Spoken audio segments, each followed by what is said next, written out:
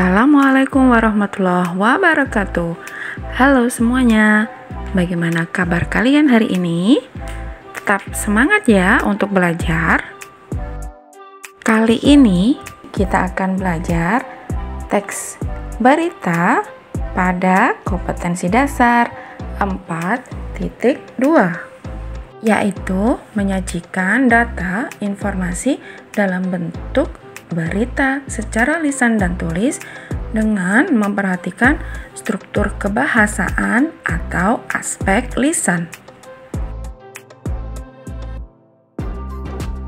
Dan untuk tujuan pembelajaran kita kali ini, diharapkan setelah kalian mengikuti proses pembelajaran, kalian dapat menyajikan data informasi dalam bentuk berita secara lisan dan tulis.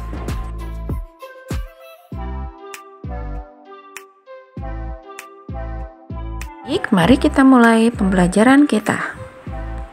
Dalam menyusun berita, ada beberapa langkah-langkah. Yang pertama, kita harus bisa memilih peristiwa atau kejadian yang terbaru. Yang kedua, mengumpulkan informasi yang penting. Kemudian setelah itu, yang ketiga, menyusun berita. Dan yang keempat, menentukan judul. Pemilihan peristiwa harus menarik dan menjadi perbincangan banyak orang.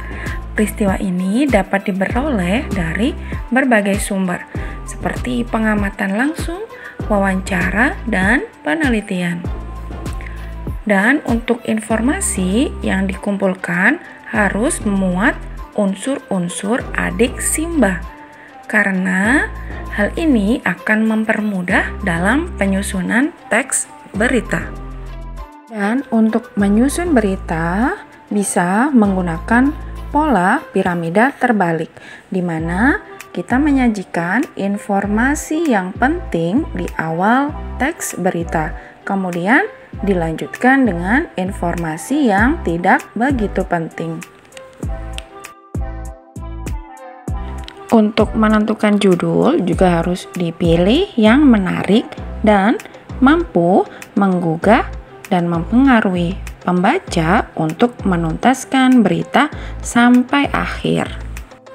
Jika teks berita sudah kita susun sebelum dipublikasikan, biasanya melalui tahap penyutingan ya. Penyuntingan berita bertujuan untuk mengurangi kesalahan-kesalahan yang dilakukan oleh penulis. Dan aspek-aspek apa saja sih yang harus diperhatikan dalam tahap ini? Yaitu diantaranya 1. Kebenaran isi berita yang didukung oleh keakuratan fakta berita. 2. Kelengkapan isi berita ditandai dengan kelengkapan unsur berita. 3. Unsur penyusunan berita dimulai dari bagian penting ke bagian yang kurang penting.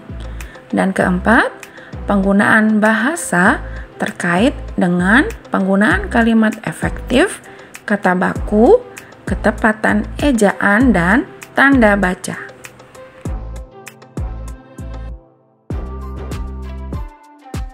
Nah, itu tadi materi kita tentang bagaimana menyusun berita dan melakukan penyuntingan berita.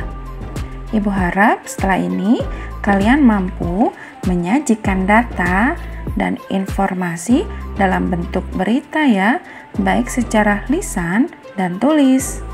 Demikian untuk video pembelajaran kita hari ini.